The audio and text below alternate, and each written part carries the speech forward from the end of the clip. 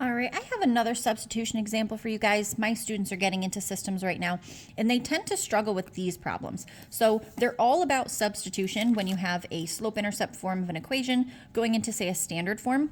But when I have a y by itself in both of my equations because they're in slope-intercept form, my students tend to look at this and say, I don't know which one to put where. Does this guy go here? Does this guy go here? I'm here to tell you it doesn't matter. What I always tell my students is find one of the variables by themselves, in this case a y.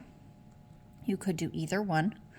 And the opposite side, that stuff is going to go in where y is in the other equation. Now, it is okay if it is not, say, next to a variable. If this is equal to y, it goes where the y is over there. So in this example that I have, my parentheses are going to shift right over here. So I'm actually going to start the bottom equation now with the stuff I have up here. So negative 2x plus 9, then my equal sign of 4x minus 15. Now it's an equation with variables on both sides. I have videos explaining this.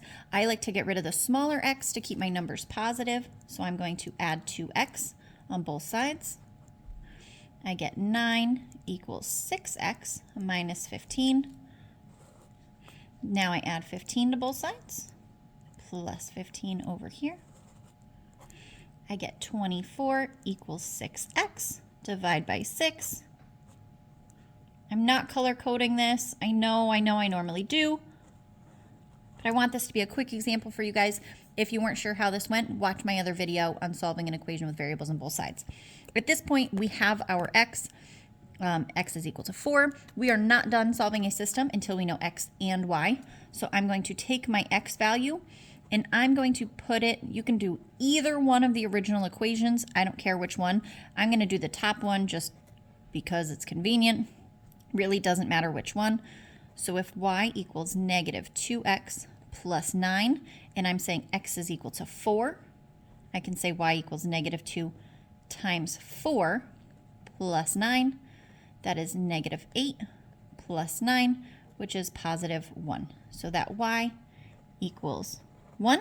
My solution to this system of equations would be 4, 1. It would be one solution, consistent, independent for the vocab, if that's what you're doing. Otherwise, if you're just looking for a point, there you go. So don't be super thrown off. If y is the beginning of both of them, you could either put this stuff on the left here, or you could put this bottom on the left here. It means the same exact thing. Hope this helped. Follow along for more math explanations.